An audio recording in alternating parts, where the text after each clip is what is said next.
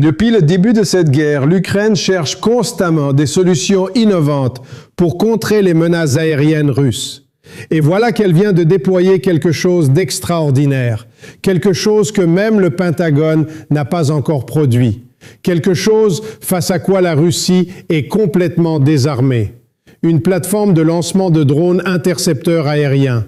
Un avion utilitaire qui a subi des modifications majeures pour lancer non pas des missiles ou des bombes, mais des drones en vol, qui trouvent et détruisent ensuite les véhicules aériens sans pilote ennemis dans leur viseur. C'est une innovation remarquable et elle a le potentiel de donner à l'Ukraine encore plus de momentum alors qu'elle avance dans cette guerre. Tout a commencé avec un avion simple, fabriqué il y a plusieurs décennies, l'Antonov AN-28. Pas un chasseur sophistiqué ou un avion d'attaque avancé. Juste un petit avion de transport biturbine à turbopropulseur qui a effectué son premier vol en 1969 et a passé la plupart de son existence à être utilisé comme petit avion de ligne ou avion utilitaire pour transporter des gens, du fret ou d'autres articles d'un point à un autre. Près de 200 de ces avions ont été construits, mais à peine une douzaine restent opérationnels aujourd'hui. Certains sont encore utilisés pour le service aérien en Russie, en Arménie et au Tadjikistan. Un petit nombre reste également en service militaire en Géorgie, en Tanzanie et en Ukraine. La plupart des militaires du monde ne verraient pas beaucoup de valeur dans un avion comme celui-ci. Il est relativement vieux et petit, pas particulièrement rapide, et il n'a pas été conçu pour le combat. L'Ukraine, cependant, n'est pas comme la plupart des militaires. Elle n'est pas gaspilleuse. Elle ne retire pas simplement les vieux équipements juste parce qu'ils sont anciens ou semblent manquer de valeur. Au lieu de cela, elle cherche la valeur où d'autres ne la verraient pas. Elle pense en dehors de sentiers battus, cherchant toujours des moyens de tirer le maximum des véhicules et de l'équipement à sa disposition. Elle établit le benchmark mondial comme peut-être la force militaire la plus ingénieuse des temps modernes, transformant des actifs apparemment sans valeur en innovation de classe mondiale. Elle le fait non pas nécessairement parce qu'elle le veut, mais parce qu'elle doit le faire. Parce que l'Ukraine fait face à un adversaire beaucoup plus grand avec des ressources bien plus importantes. La Russie a plus de chars, plus de véhicules blindés, plus de missiles, plus de bombes, plus de drones et plus d'hommes que l'Ukraine ne peut en rassembler. Et quand vous avez affaire à un adversaire de cette envergure, vous ne pouvez pas vous permettre de laisser quoi que ce soit partir en fumée. Vous devez être ingénieux si vous voulez survivre. Donc, quand la plupart des pays regardent l'Antonov AN-28, ils voient un vieil avion utilitaire ennuyeux. Quand l'Ukraine regarde l'Antonov AN-28, elle voit une mine d'or de potentiel inexploité. Ces ingénieurs ont réalisé qu'avec un peu de travail et quelques ajustements clés ici et là, il pourrait devenir une arme importante dans la lutte contre les essaims de drones russes. En février 2026, nous avons eu notre premier aperçu de ce qu'un AN-28 amélioré pouvait faire.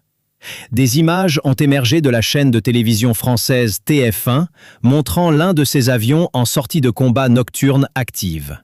Bien que la conception originale de l'AN-28 n'incluait pas d'armes ou d'armement, cette AN-28 avait été équipée de sa propre mitrailleuse Gatling à 6 canons de 7,62 mm M134 montés sur la porte de la cabine.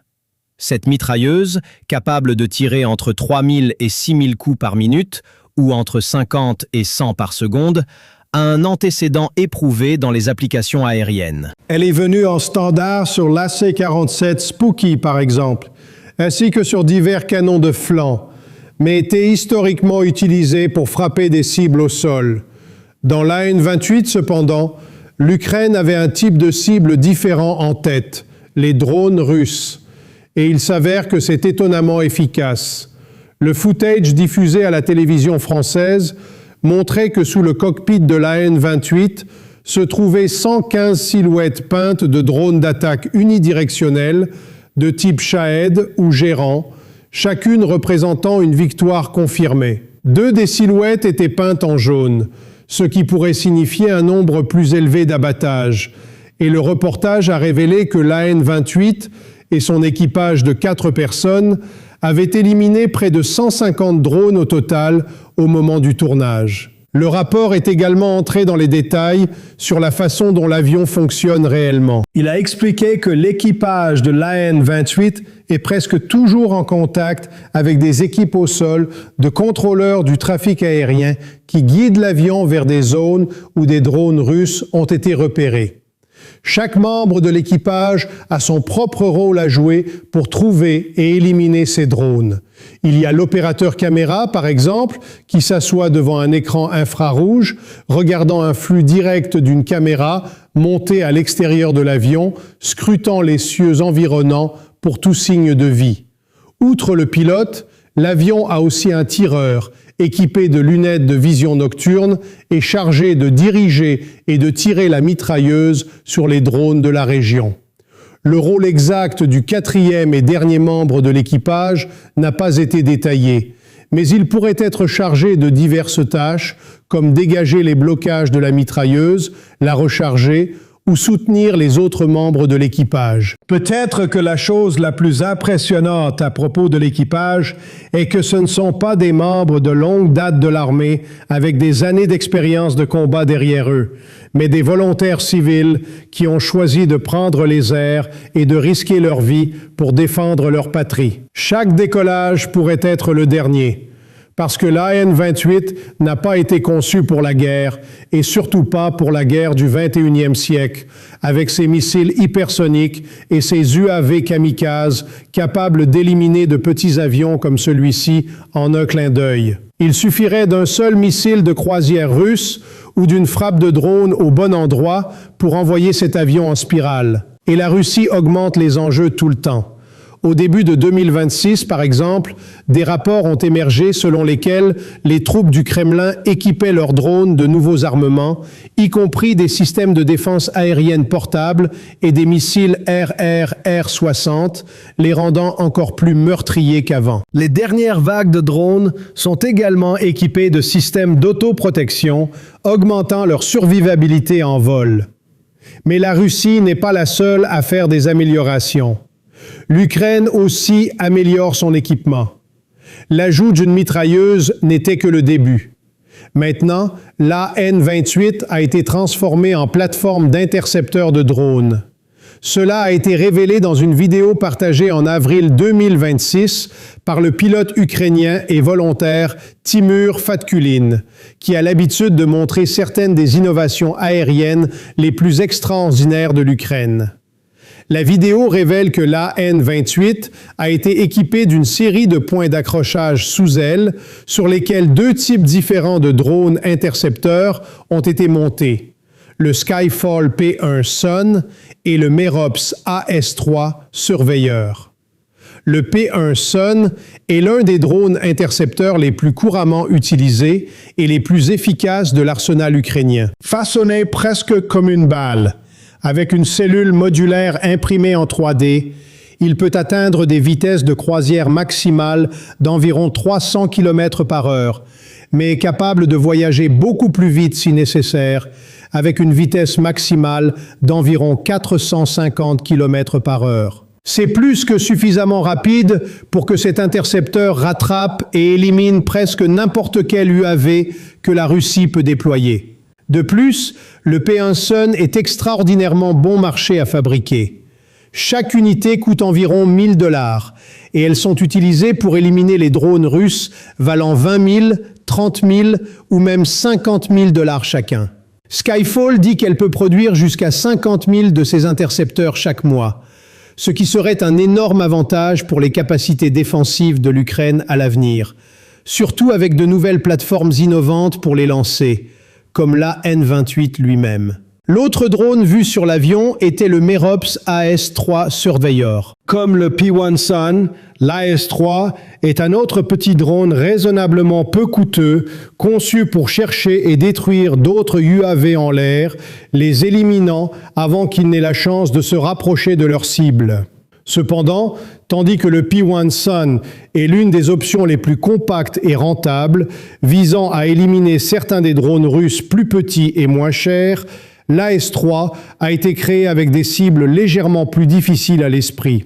Il a été créé par la société californienne Perennial Autonomy et vante une portée opérationnelle allant jusqu'à 12,5 milles et la capacité d'atteindre des vitesses maximales d'environ 175 milles par heure. Il peut être piloté manuellement ou laissé fonctionner de manière autonome avec un cerveau IA guidant chaque mouvement et des capteurs embarqués aidant à l'identification et au suivi des cibles. Chaque unité porte une ogive explosive de 2 kg et peut éliminer ses cibles soit en les heurtant directement, soit en détonant son ogive en proximité. L'Ukraine utilise les systèmes Merops depuis 2024 et certains de ces drones ont également été envoyés aux alliés de l'OTAN des États-Unis comme la Pologne et la Roumanie dans le cadre de l'opération Eastern Sentry pour renforcer les défenses le long du flanc oriental de l'Alliance. Selon l'armée américaine, chaque AS-3 coûte environ 15 000 $, bien que cela pourrait être réduit à aussi peu que 3 000 $ si la production est augmentée et optimisée. Cela rendrait beaucoup plus facile et moins cher pour l'Ukraine de charger ses AN-28, de prendre les airs et d'éliminer les drones russes un par un sans brûler des quantités colossales d'argent dans le processus. Le footage d'avril 2026 de l'AN-28 montre les intercepteurs en action. Nous voyons l'équipage de l'avion repérer et confirmer un drone hostile dans la région avant de lancer l'un de leurs P-1 Suns. L'intercepteur se précipite instantanément vers sa cible, détonnant en proximité pour la faire exploser tout en quelques secondes. Fatkulin, le pilote qui a téléchargé le footage, confirme dans la légende que les intercepteurs, lancés par avion P-1 Sun, ont déjà prouvé leur efficacité dans les conditions de combat réelles. Il ajoute « Nous avons également testé plusieurs autres drones intercepteurs lors de vols d'entraînement. On pourrait l'appeler un missile RR bon marché. » Fatkulin note également qu'en avril, l'AN-28 a abattu 222 drones russes à l'aide de sa mitrailleuse et a maintenant le potentiel d'en éliminer des centaines d'autres grâce à cette modification d'importance capitale. Parce que pouvoir lancer des drones à partir d'un avion est énormément avantageux pour l'Ukraine de plus d'une façon. Premièrement, l'AN-28 est capable de rapprocher les intercepteurs beaucoup plus près de leur cible qu'ils ne le seraient normalement. Typiquement, ces types de drones devraient être lancés du sol, devant d'abord passer du temps à monter à plusieurs milliers de pieds dans le ciel, juste pour se mettre au même niveau que leur cible.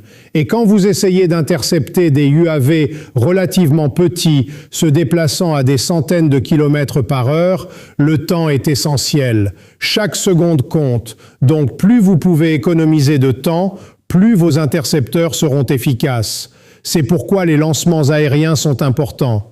En utilisant les données fournies par des équipes de contrôleurs du trafic aérien basés au sol, l'équipage de l'AN-28 peut voler vers les zones où des drones russes ont été vus et lancer des intercepteurs à partir des distances les plus proches possibles. Une fois libérés des points d'accrochage de l'AN-28, ces drones pourraient n'avoir besoin que de quelques secondes en l'air avant de heurter les UAV ennemis. Le deuxième grand avantage est l'endurance.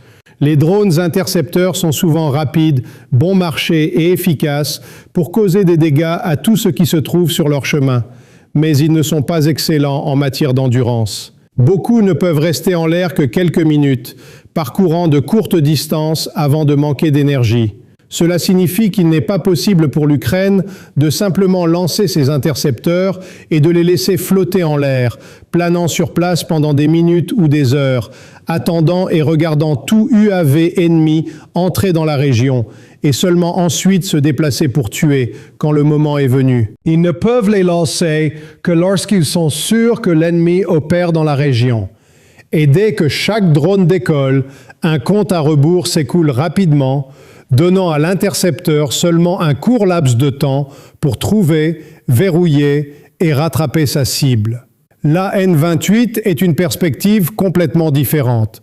Ce n'est pas un drone bon marché, mais un sérieux avion utilitaire, avec des réservoirs de carburant assez grands pour effectuer des vols relativement longs. Il peut rester en l'air pendant des heures à la fois, lui permettant d'effectuer des patrouilles anti-drones permanentes dans des endroits stratégiques. L'Ukraine peut envoyer un AN-28 au-dessus d'infrastructures importantes, par exemple, où il peut passer une période prolongée à scanner ses environs, prêt à entrer en action au premier signe de danger, fournissant un élément dissuasif inébranlable contre l'agression russe. Un autre avantage d'un système comme celui-ci est la pure variété d'armes avec lesquelles il peut être équipé.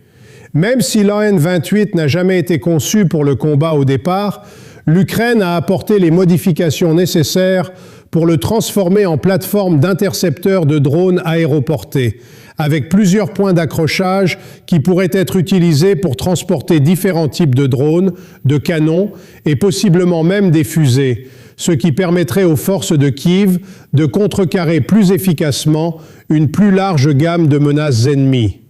En d'autres termes, même si la Russie réduit sa dépendance aux Shaheds et bascule vers des drones de différentes tailles, vitesses ou schémas opérationnels, l'Ukraine devrait, en théorie, pouvoir les contrecarrer continuellement.